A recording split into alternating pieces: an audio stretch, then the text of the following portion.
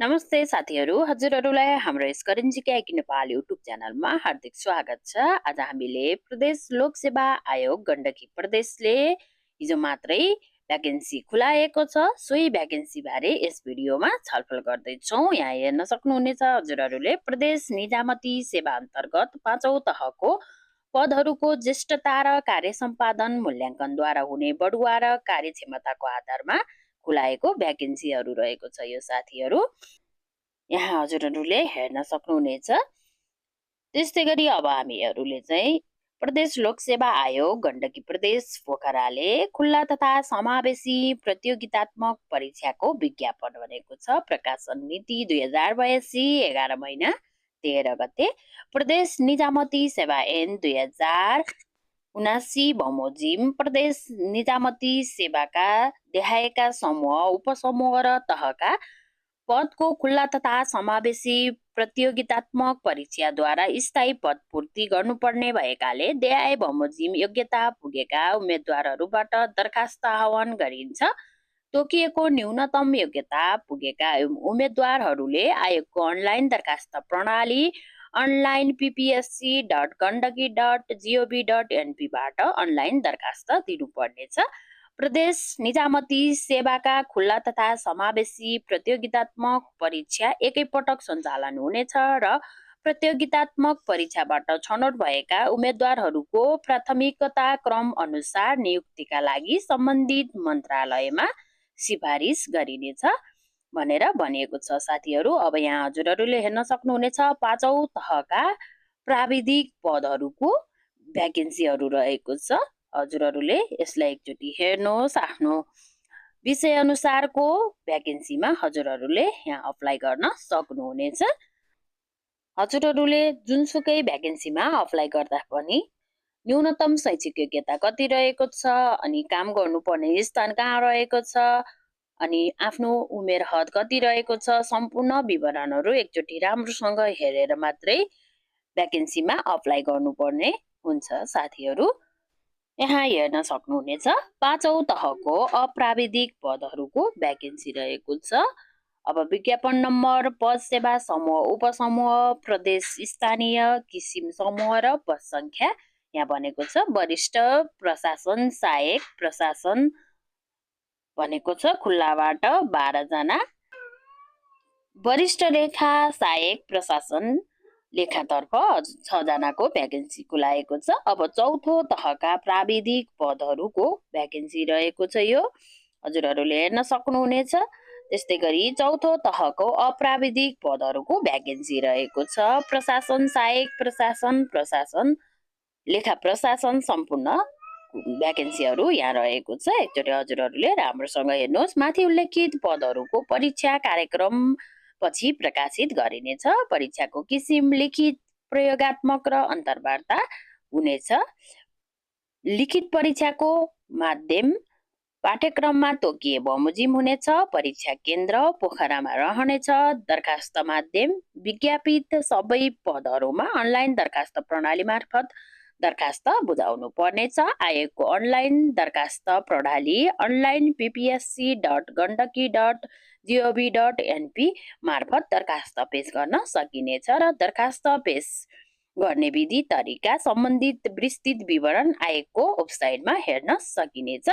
दरखास्त दिने अन्तिम मिति 2082 12 महिना 3 गतेसम्म र दोब्बर दस्तुर तिरी 2082 12 महिना 10 गतेसम्म रहेको छ। उम्मेद्वारको उमेरको हद 2082 12 महिना 3 सम्म 18 वर्ष पुरा भई 35 वर्ष ननागेको, साथै महिला वा अपाङ्ग उम्मेद्वारको हकमा 40 वर्ष ननागेको हुनुपर्नेछ। साथै स्वास्थ्य सेवातर्फको पदमा दरखास्त दिने उमेरको हद 18 वर्ष पुरा भई 45 वर्ष ननागेको हुनुपर्नेछ। तर सङ्घीय निजामती सेवा जुनसुकै प्रदेशको प्रदेश निजामती सेवा र स्थानीय सेवाका बहालमा स्थायी कर्मचारीहरूको हकमा उमेरको हद लाग्ने छैन। दरखास्त दस्तुर 5औं तहका लागि 700 रुपियाँ र प्रत्येक थप समावेशीका लागि 200 रुपियाँ र चौथो तहका लागि 500 रुपियाँ र प्रत्येक थप समूहका लागि चाहिँ 150 रुपियाँ बुझाउनु पर्नेछ। दरखास्त दस्तुर बुझाउने विधि र स्थान दरखास्त दस्तुर आयोगको अनलाइन दरखास्त प्रणाली मार्फत सिर्जित बैंक भाउचर र कारोबार सङ्केत नम्बर उल्लेख भएको प्रिन्ट गरी तोकिएको बैंकबाट नगद बुझाउन सकिनेछ। दरखास्त दस्तुर आयोगको अनलाइन दरखास्त प्रणाली मार्फत बैंक भाउचर सिर्जित भइसकेपछि तोकिएको पेमेन्ट सर्भिस मार्फत पनि भुक्तानी गर्न सकिनेछ। दरखास्त दस्तुर बुझाउने अवधि 2082 12 महिना 11 गतेसम्म सार्वजनिक बिदा परेको छ भने कार्यालय खुलेको पहिलो दिनभित्र हजुरहरूले बुझाउन सक्नुहुनेछ। अपलोड गर्नुपर्ने कागजातहरू उम्मेदवारले शैक्षिक योग्यता, समावेशी समूह खुल्ने कागजात लगायत सम्बन्धित विज्ञापनमा तोकिएका कागजपत्र अनलाइन दरखास्त प्रणालीको तोकिएकै स्थानमा PDF फर्मेटमा अपलोड गर्नुपर्ने हुनेछ। सबै उम्मेदवारले आफ्नो नागरिकताको प्रमाणपत्रको अगाडि र पछाडिको भाग स्क्यान गरी JPT फर्मेटमा अपलोड गर्नुपर्नेछ। दरखास्तमा उल्लेख गरेको विवरणका सम्बन्धमा उम्मेदवार स्वयं पूर्ण जवाफदेही हुनुपर्नेछ भनिएको छ। साथीहरू, प्रयोगात्मक परीक्षा र अन्तर्वार्ता हुने मिति लिखित परीक्षाको नतिजा प्रकाशित हुँदा सूचना गरिनेछ भनेको छ। अब कुन भ्याकेन्सीमा कति न्यूनतम शैक्षिक योग्यता आवश्यक पर्दछ सो कुरा यहाँ हजुरहरूले हेर्न सक्नुहुनेछ। विभिन्न भ्याकेन्सी अनुसारको शैक्षिक योग्यताहरू यहाँ दिएको छ। अब यहाँ नोटमा हजुरहरूले हेर्न सक्नुहुनेछ।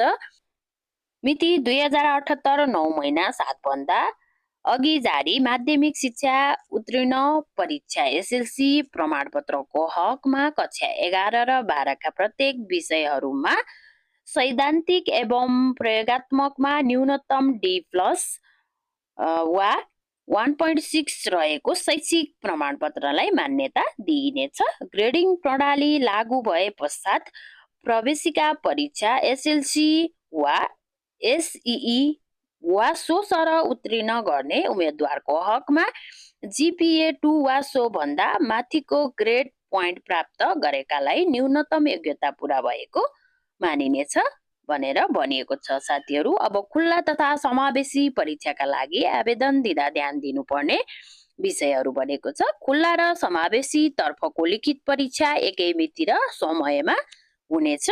खुल्ला तथा समावेशीको लिखित परीक्षाबाट छनौट भएका उम्मेदवारहरूको नतिजा प्रकाशन गर्दा वर्णानुक्रम आधारमा सबै सेवा समूहको एकमुष्ट रूपमा प्रकाशन गरिनेछ। समावेशी समूहतर्फ लिखित परीक्षाबाट छनौट भएका उम्मेदवारहरूले समावेशी समूहको प्राथमिकता क्रम रोज्न पाउने छैनन्। उम्मेदवारले दरखास्त फारममा उल्लेख गरेको समावेशी समूहको आधारमा आयोगको प्रचलित कानुन व्यवस्था अनुसार उम्मेदवारको समावेशी समूह कायम हुनेछ। सबै चरणको परीक्षा पश्चात प्राप्त हुन आएको नतिजा अनुसार सिफारिस गरिनेछ भनेर भनिएको छ। साथीहरू, हजुरहरूलाई यो भ्याकेन्सी सम्बन्धी केही कुराहरू नबुझेको भएदेखि थप जानकारीका लागि भनेर यहाँ एउटा टेलिफोन नम्बर दिएको छ। हजुरहरूले त्यसमा पनि सम्पर्क गर्न सक्नुहुनेछ।